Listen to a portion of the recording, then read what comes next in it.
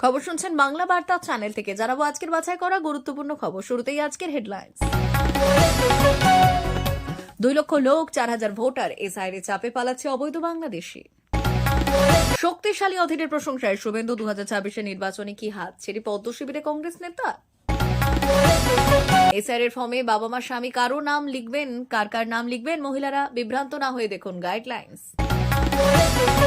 তৃণমূলের পতনের ইঙ্গিত, হুমায়ুন নতুন দল ঘোষণা করতে ভবিষ্যৎবাণী শুভেন্দুর। রাফা সীমান্তের নিচে একটি সুড়ঙ্গে আটকে পড়া 200 হামাস যোদ্ধা, বাইরে দাঁড়িয়ে আছে ইসরায়েলি বাহিনী, সন্ত্রাসীদের মৃত্যু নিশ্চিত। বাংলায় এসআইআর নিয়ে তোলপাড়ের মধ্যেই বিরাট অ্যাকশনে আসরে অভিষেক, সরাসরি এবার চ্যালেঞ্জ ছুড়লেন। 4 বছরের নাতনিকে ঘুম থেকে তুলে ধর্ষণ, 24 ঘন্টা পেরোতেই ঠাকুরদার কীর্তি ফাঁস, তুমুলে চাঞ্চল্য তারকেশ্বরে। আধার ভোটার নয়, ভারতীয় হতে কোন নথি লাগবে জেনে নিন। ভাগাড়ে শকুনের মতো এসআইআর মৃত্যু নিয়ে রাজনীতি চলছে, দাপুটে টিএমসির নেতার মন্তব্যে হুলস্থুল। ভোটের আগে বিজেপির অন্দরে বাড়ছে ক্ষোভ, বাংলার মন বুঝতে ব্যর্থ গেরুয়া শিবির, বিস্ফোরক মন্তব্যে জোর জল্পনা। আজকে বিস্তারিত খবরে। 2 লক্ষ লোক, 4,000 ভোটার, এসআইআর চাপে পালাচ্ছে অবৈধ বাংলাদেশি। কসবার গুলশান কলোনি থেকে রাজারহাট নিউ টাউনের একাধিক বস্তি প্রশাসনের নাকের ডগায় কলকাতার বুকে বাংলাদেশি অনুপ্রবেশকারীরা বসবাস করছে বলে সুর চড়িয়ে আসছে বিজেপি। রাজ্যে ভোটার তালিকায় বিশেষ সংশোধনী প্রক্রিয়া, এসআইআর প্রক্রিয়া শুরু হতেই বাক্স প্যাঁটরা নিয়ে রাতারাতি অনুপ্রবেশকারীরা বাংলাদেশে পালাচ্ছে বলে দাবি বিজেপি। রবিবার শুধু গুলশান কলোনি বা নিউ টাউন রাজারহাট নয়, উত্তর 24 পরগনা, হাওড়া থেকেই এসআইআর এর ভয়ে অনুপ্রবেশকারীদের পালানোর হিড়িক পড়ে গিয়েছে বলে দাবি করলেন বিরোধী দলনেতা শুভেন্দু অধিকারী। রবিবার এক্সে তিনি বললেন, গুলশান কলোনিতে গিয়ে কার্যত গোলক দাদায় পড়েছেন বিএলওরা। ঘিঞ্জি এলাকায় এত মানুষজনের মধ্যে ভোটার খুঁজতে রীতিমতো হিমশিম খেতে হচ্ছে তাদের। জানা যাচ্ছে যে আবাসিকদের প্রায় 85% বহিরাগত এলাকায় 2 লক্ষ লোক, 4,000 ভোটার। শক্তিশালী অধীরের প্রশংসায় শুভেন্দু 2026 নির্বাচনের আগে কি হাত ছেড়ে পদ্ম শিবিরে কংগ্রেস নেতা। আগামী বছর রাজ্য বিধানসভা নির্বাচনের সামনে রেখে যখন শাসক বিরোধী উভয় পক্ষই প্রস্তুতি শুরু করেছে, ঠিক সেই আবহে বাংলার রাজনৈতিক মহলে নতুন জল্পনা উস্কে দিলেন বিরোধী দলনেতা শুভেন্দু অধিকারী। শনিবার সকালে তিনি প্রকাশ্যেই প্রদেশ কংগ্রেস সভাপতি, প্রাক্তন সভাপতি অধীর রঞ্জন চৌধুরীকে শক্তিশালী নেতা বলে ভূয়সী প্রশংসা করেছেন। স্বাভাবিকভাবেই এই মন্তব্যের পর রাজনৈতিক মহলে জোর চর্চা শুরু হয়েছে। দীর্ঘদিন ধরে বঙ্গ কংগ্রেসের ভার সামলানো এই নেতা কি তবে 2026 সালের নির্বাচনের আগে হাত অর্থাৎ কংগ্রেস ছেড়ে পদ্মবনে বিজেপি আত্মপ্রকাশ করবেন? এদিন সকালে সাংবাদিক বৈঠক করার সময় শুভেন্দু অধিকারী তৃণমূলকে একাধিক ইস্যুতে নিশানা করার পর কংগ্রেসের প্রসঙ্গ তোলেন। কংগ্রেসকে তিনি মমতার ঘোষিত বন্ধু বলে কটাক্ষ করেন। এসআইআর ফর্মে বাবা না স্বামী কার নাম লিখবেন মহিলারা বিভ্রান্ত না হয়ে দেখুন গাইডলাইন্স। এসআইআর এর জন্য এনুমারেশন ফর্ম ফিল আপ করতে গিয়ে সমস্যায় পড়েছেন বিবাহিত মহিলারা। এখানেই রইল বিবাহিত মহিলাদের ফর্ম ফিল আপের সম্পূর্ণ গাইডলাইন। জানুন কোথায় কি কি লিখতে হবে। পশ্চিমবঙ্গে ভোটার তালিকা সংশোধনের কাজ শুরু হয়েছে।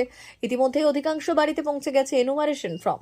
বাড়ি বাড়ি গিয়ে বেলোরা ফর্ম দিয়ে আসছেন, কিন্তু এই ফর্মটি পরিবারের সদস্যদের পূরণ করে তা জমা দিয়ে দিতে হবে। যদিও বুথ স্তর কর্মীরা বা আধিকারিকরা এই কাজে সাহায্য করছে, পাশাপাশি সহযোগিতা করছে রাজনৈতিক দলের কর্মীরাও। এসআইআর এর জন্য এনুমারেশন ফর্ম পূরণ করতে গিয়ে বিবাহিত মহিলাদের কিছু ক্ষেত্রে সমস্যা হচ্ছে। সব থেকে বড় সমস্যা হচ্ছে ফর্মে তারা বাবা না স্বামী কার নাম লিখবেন। ফর্মে পিতা বা অভিভাবকের নাম জানতে চাওয়া হয়েছে। এক্ষেত্রে যাদের 2002 সালের ভোটার তালিকায় নাম ছিল তাদের জন্য এই নিয়ম, বাকিদের জন্য অন্য নিয়ম। যেসব মহিলার নাম 2002 সালের ভোটার তালিকায় নেই, তারা বিবাহিত হন বা অবিবাহিত হন, তাদের বাবা মা বা পরিবারের অন্য কোনো আত্মীয়ের নাম যাদের নাম 2002 সালের ভোটার তালিকায় রয়েছে তাদের নাম লিখে ফর্মের ডান দিকের কলামটি পূরণ করতে হবে। তৃণমূলের পতনের ইঙ্গিত, হুমায়ুন নতুন দল ঘোষণা করতেই ভবিষ্যৎবাণী শুভেন্দুর। মুর্শিদাবাদ রাজনীতিতে ফের চাঞ্চল্য, হুমায়ুন কবিরের সম্ভাব্য নতুন রাজনৈতিক দল নিয়ে এবার মুখ খুললেন বিধানসভা বিরোধী দলনেতা শুভেন্দু অধিকারী। তার দাবি, হুমায়ুন কবির যদি আলাদা দল গড়েন তাহলে তৃণমূল কংগ্রেসের মারাত্মক ক্ষতি হবে। কি বলছেন শুভেন্দু? শুভেন্দুর বক্তব্য, অনেককে দিয়ে পরীক্ষা নিরীক্ষা করে মুর্শিদাবাদের তৃণমূলকে আনতে পারিনি। আমি মুর্শিদাবাদকে তৃণমূলময় করে দিয়েছিলাম। হুমায়ুন কবির চলে গেলে 22 আসনে কংগ্রেস, সিপিএম জোট আর বিজেপি জিতবে। তার কণ্ঠে দৃঢ় আত্মবিশ্বাসের সঙ্গে শোনা গেল রাজনৈতিক বিশ্লেষণের ঝাঁঝ। গাজা যুদ্ধ, রাফা সীমান্তের নিচে একটি সুড়ঙ্গে আটকে পড়া 200 হামাস যোদ্ধা, বাইরে দাঁড়িয়ে আছে ইসরায়েলি বাহিনী সন্ত্রাসীদের মৃত্যু নিশ্চিত। গাজা যুদ্ধ পরিস্থিতিতে এক চরম নাটকীয় মুহূর্ত সামনে এসেছে। রাফা সীমান্তের নিচে একটি সুড়ঙ্গের মধ্যে প্রায় 200 হামাস জঙ্গি অবরুদ্ধ হয়ে পড়েছে বলে খবর। অন্ধকার এবং আলো বাতাসহীন সেই সুড়ঙ্গের বাইরে দাঁড়িয়ে রয়েছে ইসরায়েলি সেনা। ইসরায়েলের প্রধানমন্ত্রী বেঞ্জামিন নেতানিয়াহু স্পষ্ট জানিয়ে দিয়েছেন, এই হামাস বন্দুকধারীদের কোনোভাবেই নিরাপদ পদে বেরিয়ে যাওয়ার সুযোগ দেওয়া হবে না। সরকারি সূত্র মারফত প্রকাশিত রিপোর্টে বলা হয়েছে, ইসরায়েলি বাহিনী সুড়ঙ্গের সবকটি নির্গমন পথ পুরোপুরি বন্ধ করে দিয়েছে। ফলে হামাস যোদ্ধারা গাজার যে অংশ এখন ইসরায়েলের নিয়ন্ত্রণে, সেখানেই কার্যত আটকা পড়েছেন। ইসরায়েলি সেনাপ্রধান আয়াল জামির সরকারের কঠোর অবস্থানের কথা নিশ্চিত করে বলেছেন, হামাসের সঙ্গে কোনো আপোষ হবে না। তিনি হুঁশিয়ারি দিয়েছেন, আমরা তাদের আন্ডারওয়্যার পরা অবস্থায় সামরিক ঘাঁটিতে নিয়ে যাব। বাংলার এসআইআর নিয়ে তোলপাড়ের মধ্যেই বিরাট অ্যাকশনে আসরে অভিষেক সরকারি সরাসরি এবার চ্যালেঞ্জ ছুড়লে। বাংলার এসআইআর নিয়ে তোলপাড়ের মধ্যেই ক্ষতিগ্রস্ত পরিবারগুলোর পাশে দাঁড়ানোর উদ্যোগ নিল তৃণমূল কংগ্রেস। দলের সর্বভারতীয় সাধারণ সম্পাদক অভিষেক বন্দ্যোপাধ্যায়ের নির্দেশে একাধিক তৃণমূল নেতাকে নিয়ে বিশেষ দল গঠন হয়েছে। এই দলগুলিকে দায়িত্ব দেওয়া হয়েছে সেই সব পরিবারের সঙ্গে দেখা করা। আজ এই সকল পরিবারের সদস্যরা এসআইআর সংক্রান্ত উদ্বেগ বা মানসিক চাপে প্রাণ হারিয়েছেন। দলীয় সূত্রে জানা গিয়েছে, অভিষেক বন্দ্যোপাধ্যায়ের নির্দেশে বিশেষ এই দলগুলো কাজ শুরু করেছে। তারা ব্যক্তিগতভাবে প্রতিটি পরিবারের সঙ্গে দেখা করেছেন এবং মানসিক, প্রশাসনের ও আর্থিক সমস্ত রকম সহায়তা দেওয়ার চেষ্টা করেছেন। তৃণমূলের এক নেতা জানান, দলীয় নেতারা শুধু সহানুভূতির বার্তাই দিচ্ছেন না, বরং ক্ষতিগ্রস্ত পরিবারগুলোর সঙ্গে নিয়মিত যোগাযোগ রাখছেন এবং দলের সর্বভারতীয় সাধারণ সম্পাদকের নির্দেশ অনুযায়ী সব ধরনের সহযোগিতা নিশ্চিত করছেন। 4 বছরের নাতনিকে ঘুম থেকে তুলে ধর্ষণ, 24 ঘন্টা পেরোতেই ঠাকুরদার কীর্তি ফাঁস। তুমুল চাঞ্চল্যকর খবর তারকেশ্বরে ধর্ষণ কাণ্ডের নাটকীয় মোড়। 24 ঘন্টা পেরোতেই পুলিশের জালে মুক্ত অভিযুক্ত। 4 বছরের শিশুকন্যাকে ধর্ষণের অভিযোগে ঠাকুরদাকে জিজ্ঞাসাবাদ শুরু করেছিল পুলিশ, আর তার কথায় অসঙ্গতি ধরা পড়েছে। পুলিশের অনুমান, 4 বছরের শিশু ধর্ষণে মূল অভিযুক্ত এই ঠাকুরদা। দীর্ঘ জেরার পর রবিবার তাকে গ্রেপ্তার করা হয়েছে। সূত্রের খবর, নাবালিকার মেডিকেল টেস্ট করা হয়েছে। যৌন নির্যাতনের অভিযোগটিও প্রমাণিত হয়েছে। হাসপাতালে যখন শিশুটিকে নিয়ে যাওয়া হচ্ছিল, সেই সময় এলাকায় ছিল না অভিযুক্ত ঠাকুরদা। তাতেই পুলিশের সন্দেহ হয়। এরপরই তাকে জিজ্ঞাসাবাদ শুরু করে পুলিশ। জেরায় তার বক্তব্যে একাধিক অসঙ্গতি ধরা পড়ে। পুলিশের আরো অনুমান, ভোররাতে ধর্ষণের সময় অভিযুক্ত ঠাকুরদা মত্ত অবস্থায় ছিল। প্রসঙ্গত, ভোররাতে মশারি কেটে 4 বছরের শিশুকে তুলে নিয়ে গিয়ে পাশবিক অত্যাচার। তারকেশ্বরে শিশু ধর্ষণের অভিযোগে থানায় তুমুল বিক্ষোভ। 4 বছরের শিশু কন্যাকে যৌন নির্যাতনের অভিযোগে উত্তেজনা ছড়িয়েছে তারকেশ্বরে। আধার ভোটার নয়, ভারতীয় হতে কোনো নথি লাগবে? কোন কোন নথি? ভারতের নাগরিকত্ব সংক্রান্ত প্রশ্নে সাধারণ মানুষের মধ্যে দীর্ঘদিন ধরে একটি ভুল ধারণা প্রচলিত। অনেকেই মনে করেন, ভোটার কার্ড বা আধার কার্ডই বুঝি নাগরিকত্বের চূড়ান্ত প্রমাণ।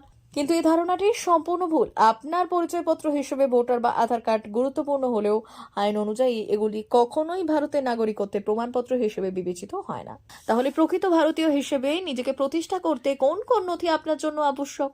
ভারত সরকার 1955 সালে প্রণীত ইন্ডিয়ান সিটিজেনশিপ অ্যাক্ট অনুযায়ী নাগরিকত্বের বিষয়গুলো পরিচালনা করে। আর এই আইন তৈরির সময় স্বরাষ্ট্র মন্ত্রক স্পষ্টভাবে কয়েকটি নথিকে নাগরিকত্বের প্রমাণ হিসেবে তালিকাভুক্ত করেছিল। সুতরাং আপনি যদি ভারতীয় নাগরিক হওয়ার আইনি প্রমাণ দেখাতে চান, তবে এই 4টি নথি আপনার কাছে থাকা একেবারে আবশ্যক। ভাগাড়ের শকুনের মতো এসআইআর মৃত্যু নিয়ে রাজনীতি চলছে। দাপুটে টিএমসি নেতার মন্তব্যে হুলস্থুল কাণ্ড। এসআইআর নিয়ে রাজ্য জুড়ে বিতর্ক ক্রমেই তীব্র হচ্ছে। মৃত্যু নিয়ে উঠে আসছে এসআইআরের তত্ত্ব, আর সেই নিয়ে শুরু হয়েছে নতুন রাজনৈতিক চাপানোত্তর। একদিকে বিজেপি দাবি করছে রাজ্যে তৃণমূলই ভয় এবং বিভ্রান্তির পরিবেশ তৈরি করছে, অন্যদিকে তৃণমূলের অভিযোগ এই আতঙ্কের জন্য পুরোপুরি দায়ী বিজেপি নিজেই। এই পরিস্থিতিতে এবার সরব হলেন ভরতপুরের তৃণমূল বিধায়ক হুমায়ুন কবির। তার তীব্র মন্তব্য, ভাগাড়ের শকুন যেমন মরা গরু খুঁজে বেড়ায়, এখন তেমনই ছবি দেখা যাচ্ছে।